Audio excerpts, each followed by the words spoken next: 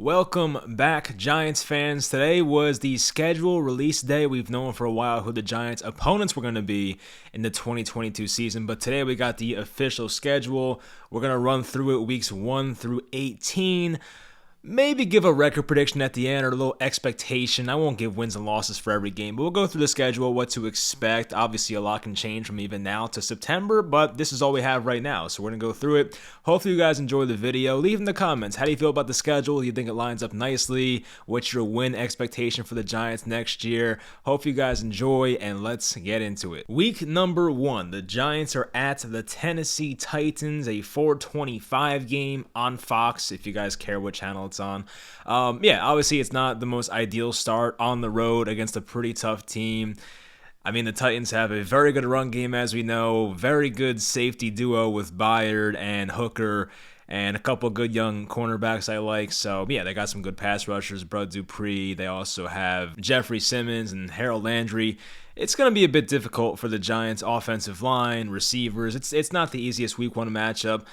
Tennessee might have a bit of a transition period. They lost Julio Jones, they lost A.J. Brown, and, they're relying on Robert Woods coming off an ACL tear. I don't even know if he'll be ready for week 1. So maybe Tennessee has a bit of a depleted wide receiving core, but obviously the Giants have to stop Derrick Henry. So I would not expect to be favored in that game, but still, I guess crazier things have happened. But hey, on the bright side, as Giants fans, we're accustomed to starting 0-1 every single season, so I guess this might be no different, but you never know. Maybe the Giants will beat the Malik Willis-led Tennessee Titans. No, I'm kidding. I'm sure it's going to be Tannehill, but it's not the easiest matchup, but, it is possible they could win that game. Now, week 2 is the home opener versus the Carolina Panthers. This is a game they have to win. I mean, look, the Panthers looked like an up-and-coming team last year. The first 3 or 4 weeks, they were undefeated, but they stink. Like, the Giants, I think, are a better team right now than the Carolina Panthers. So, we can call this the Gettleman Bowl. Of course, Gettleman was with Carolina, was with the Giants, but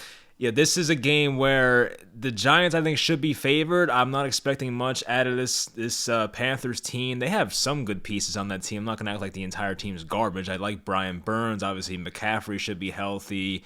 They have DJ Moore, Taylor Moton at right tackle.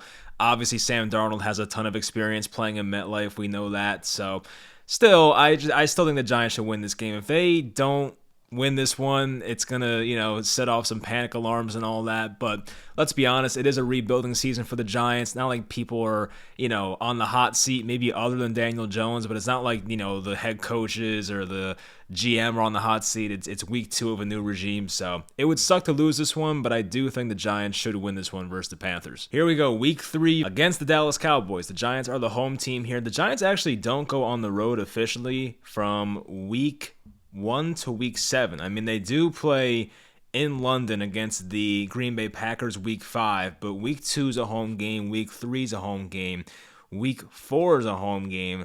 Then you have the London game, which I don't really count as an official road game. You're not playing at Green Bay. And then you're home versus Baltimore week 6. That's 5 straight games of not playing on enemy territory. So that's actually kind of a nice advantage there for the Giants early on, especially with like a new coach and a new regime, as I said. So anyway, the Dallas Cowboys, they are a team that I think honestly regressed this offseason. A lot of teams in the offseason get better. The Cowboys are one of the few teams, in my opinion, that got worse. I'm not trying to be a Cowboys hater. I'm just telling it how it is. I mean, trading Amari Cooper for a 5th-round pick is not what you want to see. They've lost a lot of talent, that team. So let's just tell it how it is. I mean, of course, they still have great players. Micah Parsons and Dak Prescott's a top half quarterback in the league. I mean, they still have good guys on that team. CeeDee Lamb I very much respect. But yeah, I mean, they definitely lost some pieces this year. So I'm not going to act like the Giants are going to win this game. I'm sure Dallas will be favored, assuming that things mostly stay the same. But still, this would be a nice opportunity for the Giants to kind of steal a game at home, prime time, and maybe start 2-1. You never know. But ultimately, the Cowboys, as I said, they should be favored, but this would be a nice opportunity for the Giants right here to just maybe sneak a week 3 victory against their hated rival. Week 4, the Giants are home versus the Chicago Bears. You have to win this game. Once again, it's kind of like the Panthers one. I think Chicago might be worse than the Panthers. Like, the Bears I think are a bottom 3 team in the NFL right now. Justin Fields was the previous regime, a stupid decision by them. Like, why would you have a GM draft a quarterback and fire him the next year and the head coach? But not our problem. But anyway, they trade Khalil Mack. They lose Allen Robinson. Their offensive line's god-awful. Justin Fields might still have some growing pains. I have no idea. But still, like, this is a game the Giants have to win. There's really no excuses. I mean, Chicago, I guess, has some pieces defensively that are pretty good, but between their offensive line, their lack of receiving weapons now, and Justin Fields, we don't know what he's going to be. This is one the Giants at home should get, I hope at least. Week 5 versus the Packers, of course. London game. The Giants avoid going to Green Bay, so that's awesome. It's a 9:30 a.m. game, which I hate. I'm not a morning person, personally, but some of you people, the early risers, you may like this. I don't know. But anyway, it's on NFL Network, and obviously the Packers are going to be a good team. They're projected to win the AFC North. No surprise there. They do lose Devontae Adams, and there's some lack of receiving options there, but that's not really a problem when you have a future Hall of Fame quarterback in Aaron Rodgers and a solid run game with A.J. Dillon, Aaron Jones. So, I'm not expecting to win that game, but not having this game be at Green Bay is awesome.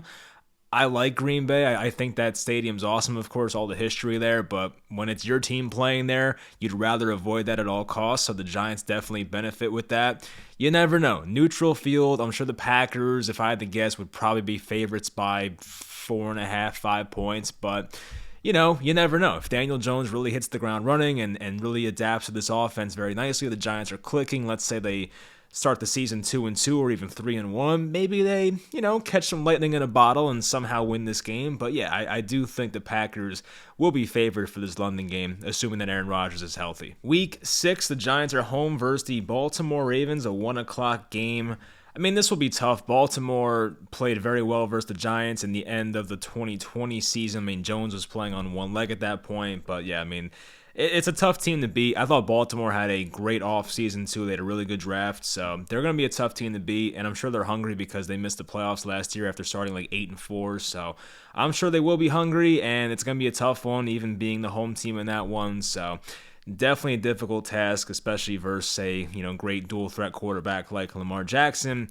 Week number 7, the Giants are at Jacksonville, so their first actual road game since week 1. It's crazy. So their first road game is September 11th, and their next actual road game is October 23rd. I mean, that's like a month and a half right there of like not playing an actual road game. Anyway, so at the Jaguars, 1 o'clock game, new head coach and Doug Peterson. They made a lot of big free agent signings. Foye Oluokun, Christian Kirk. They paid a massive amount of money to.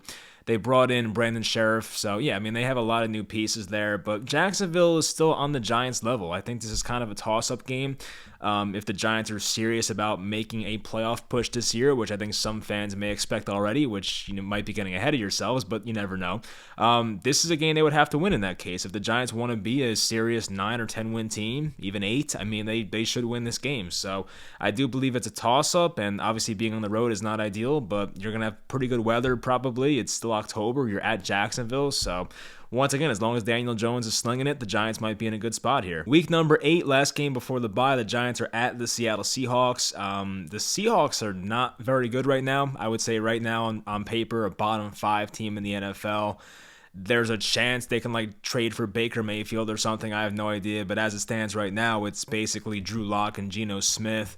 That's not a quarterback room that scares me whatsoever. Giants fans know about Geno Smith, of course. Not for the best reasons. But yeah, without Russell Wilson, that team is not nearly as scary. They lost Bobby Wagner. They lost the cornerback Shaquille Griffin. That might have been 2 off seasons ago. But anyway, yeah, they just don't scare me whatsoever, that Seattle team. So I'm not saying it'll be an easy win. Of course, playing at Seattle and that environment, very loud crowd, as we know, it's going to be a bit tough because of the crowd noise. But, just the talent on the field for the Seahawks, it is not nearly as concerning as it once was, 8-10 years ago. So to kind of recap the first half of this schedule as the Giants hit their Week 9 bye, I think the schedule sets up very nicely. It's a very favorable schedule for the Giants, especially the first half of the year. As I've said, new coaching staff. It might be a new experience. Brian Daboll does not have head coaching experience, and it's definitely going to help to have all these home games. So you look at the opponents, though. There's some very winnable games. I mean, Tennessee, I still take them seriously. They were the first seed in the AFC last year for a reason. But Carolina, Chicago, Jacksonville, Seattle, those are all winnable games. 4 winnable games right there. So, the Giants could be in a scenario where they win 5 out of the first 8 games or 4 out of the first 8 games and like put themselves in a pretty decent spot to hit the second half and like maybe put themselves in the hunt. They probably won't be in a wild card spot with a 500 record, but they would find themselves in the hunt, and their next 2 games coming out of the bye are very winnable as well. So like, you never know, the Giants might be in a situation where they're fighting for a playoff spot by December, which as Giants fans we don't see very often. I would definitely sign up for that right now. But as I mentioned, with the road game week 1 and then having no road games for another month and a half, that's also very favorable. So I'm not saying it's perfect, but I would say the first half of the season for the Giants schedule-wise is very ideal.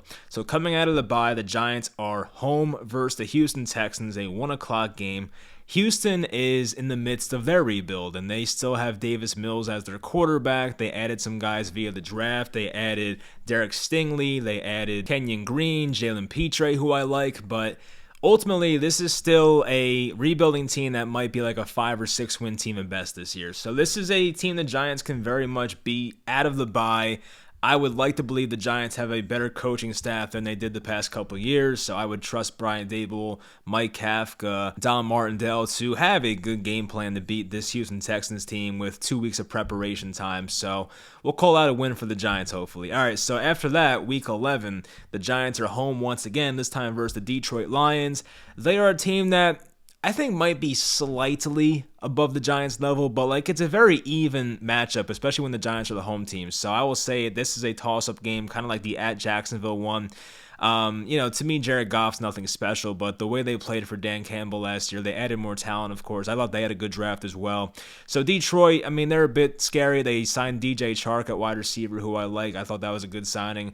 But yeah, I mean, the Giants can definitely beat them with, being the home team and possibly riding some momentum at this point. The Giants do have 3 or 4 easy matchups coming into this game, so they might win 2 out of 3 or 3 out of 4, whatever it may be. So they might have some momentum going into this game. So the Giants could win this Week 11 matchup. So here's where things start to get tough here. It starts with a short week at the Dallas Cowboys, a Thanksgiving game. Please, Giants, do not ruin my Thanksgiving this year. I don't want that. But there is a chance the Giants come into this game at like 6-4, and I will explain how.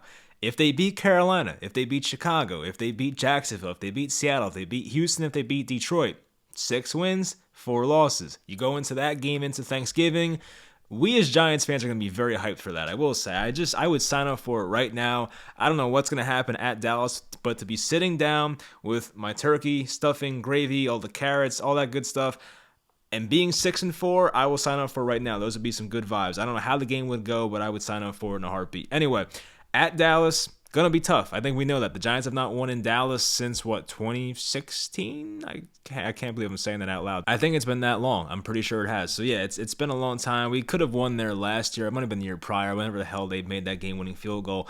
Anyway, so it's gonna be a tough matchup, of course, but the Giants should hopefully be able to split with Dallas this year. As I mentioned, I don't think they got much better, if at all, this offseason. So whether they win that Week 3 matchup or win this matchup on Thanksgiving, hopefully they can win this one. And, on Thursday, short week, you never know who's going to be injured. Some injuries may happen. Maybe a key player for Dallas is out. It could be vice versa. Maybe a player for the Giants is out. I don't know. But, crazy stuff happens on short weeks. So we'll see. It's going to be a tough one, though, on Thanksgiving. The next matchup is the Giants have 4 divisional matchups in a row here, week 12 through week 15, 4 divisional matchups in a row. This one is a December 4th Sunday versus Washington, extended rest for a week and a half coming off the Thursday game. So 1 o'clock game, home game versus Washington. Now, whether it's the Commanders football team, the R words, Daniel Jones has owned this team, and especially at home, and hopefully the Giants win this game. I mean, Carson Wentz, I think, is an upgrade over Taylor Heineke, but it's not by a crazy amount. And I'm not trying to be like, I'm not a person that thinks Carson Wentz is god-awful. I think Wentz is talented. I think sometimes his footwork and decision-making sucks, but I think people are a bit too hard on Wentz sometimes. But anyway, he is an upgraded quarterback ultimately. They do have some nice receiving weapons. They took a first-round receiver this year, Washington, so their offense, I guess, is a bit scary. They do get Chase Young back from injury, so can that defense kind of rebound and be what they were back in 2020? We'll see. I don't have the highest hopes for Washington. I think them and the Giants are kind of on a similar level, and they could either split or the Giants might go 2-0 against them. I think it's very possible, so that's a winnable game. The next week is a game home versus the Philadelphia Eagles. It's the first first Giants-Eagles matchup of this season. By week 14, we'll know who Jalen Hurts is. We'll know about the Jalen Hurts to A.J. Brown connection. We'll know if the Eagles' offensive line could stay healthy and how their defense looks. But assuming the Eagles are who people think they are, which is like an 8 to 10 win team, this is going to be a bit of a difficult matchup. I know the Eagles, they have their own question marks right now, but as I said, it's later in the season here, December 11th. We're going to know a lot about these teams at this point, so it's kind of a toss-up, a home game. I would say the game at Philly, I would not expect to win, but a home game versus Philly, the Giants at least I think have a fighting chance. The next week, December 18th, week 15 at Washington. The Giants have had success there, as I mentioned recently, so I hope that continues. Not much to say there, and kind of reiterate what I said the prior week against Washington. Week 16, the Giants are at the Minnesota Vikings and that awesome stadium, so that's cool. Could be the Ryan Connolly revenge game if he's even on the roster. I don't even know if he is, honestly. But yeah, so they're at Minnesota. It's a big year for Kirk Cousins, and he got extended for another year, I believe. But this is a big make-or-break year for Kirk Cousins in Minnesota. I think right now they are projected to be the second team in the NFC North behind the Packers, of course. But Minnesota does have some good players, of course. They are kind of in that awkward position of they should rebuild, but they still are good enough to compete type of thing. So they have that going on. But they are a talented roster, and assuming that Dalvin Cook and Justin Jefferson and Adam Thielen are healthy, they're going to be a tough offense to stop. We know that they have some good defensive players as well. So obviously it's not going to be an easy matchup. Next is the January 1st, 2023. Oh my God, 2023. This is versus the Indianapolis Colts, week 17. So the Giants are home here, which I like. I do remember the last time the Giants played the Colts when the Giants were the home team, they got murdered, I'm pretty sure, right? That was the Odell rookie year, I think, and they beat us 42-17. Anyway, so bad memories there, but Matt Ryan on the Colts, how does he look? I don't know. I mean, I think the Colts have some left tackle question marks still. I don't know who their left tackle is right now because Costanzo retired, so they might pick up a Dwayne Brown type guy or something, or Eric Fisher might still be out there. I don't know, but they have some questions on that Colts roster right now. We'll see how their cornerback room looks. They traded Rock Ya-Sin for a pass rusher, Yannick Ngakoue, so we'll see how that Colts team looks. I think they had a pretty good offseason for the most part, but as I said, it's late in the season. We're going to know who these teams are by this point. The Colts either might be a really good playoff contender or they might just be trash. I have no idea. But Jonathan Taylor, the running back there, very tough to stop, of course. The final week of the season is at Philadelphia. The time is TBD. We'll find out. But it is a January 8th game at Philadelphia. So obviously the Giants have not had much success here. So yeah, I could see a scenario where the Giants lose the last 3 games of the year at Minnesota versus the Colts, at Philly. It's a tough stretch of 3 games right there, I will say. But as I said, the Giants, I think, have a realistic chance to start out very nicely. Whether it's 5-5 or 6-4, I think it's likely. And I will say, I think you guys can probably tell by the tone of my voice and my body language when doing these videos, I am more optimistic about this Giants team. I now trust the direction they're going in. I think Joe Shane actually has a plan. I'm not going to say it's going to work, but at least the guy has an idea of what he's supposed to do right now. So it was very tough to trust the vision of the Giants in the previous regime, but Joe Shane actually seems like he is level-headed and knows what he's doing. So coming into this year as a Giants fan, I'm not expecting many wins. I'm not expecting to make the playoffs. I know some people do. Some people expect a 9-win, 10-win season. That would be great, but I'm sitting here thinking hopefully 7 or 8 wins is what I'm hoping for. I think 7's a very, very realistic number. I looked on DraftKings before what the Giants win total was out of curiosity, and it was 7. So if they steal one of these games against the better competition, whether they take the Week 1 game or one of the, take the Colts game or the Minnesota game, something like that, I could see this team getting to 8 wins, but some stuff has to break, right? And the Giants have to take care of business versus teams that they should beat, whether it's Carolina, Chicago, Jacksonville, Seattle, Houston, Detroit. They got to win those games. So they got to take care of business there, win at least a couple of in-division games, and hopefully that's enough to get them to that 8-win mark, and maybe they get to 9. We'll see. But overall, I'm just optimistic about the direction this team is going in. Yes, a lot of it depends on how good Daniel Jones is. Yes, a lot of it depends how the cornerbacks look, because that group now without James Bradbury is a bit thin and concerning. Their cornerback one, Adoree Jackson, has a lot of injuries in his career, so we'll see if he can stay healthy for an entire season. But overall, I do think the Giants are heading in the right direction, so hopefully we get to watch some fun, competitive football, and as we think towards the future, we know that our favorite football team is going in the right direction. So that's the good news. Anyway, that's going to do it. I hope you guys enjoyed. I think overall, the Giants have a pretty favorable schedule, especially the first 65% of the year. I mean, towards the end, once you get to December, it gets a bit tougher, December, January. But as I said, up until week 11, like the versus Detroit game, after that, it's tough. But before that, you couldn't have set it up any better, I think. So the Giants are looking pretty good for the first 65% of the year. So hopefully things go well. Anyway, that'll do it for the video. Leave in the comments, how do you feel about this schedule? What are you expecting? And, how do you feel about how it's laid out? Do you think it favors the Giants? Am I alone on that? I might be, I don't know. But anyway, I will talk to you guys next time.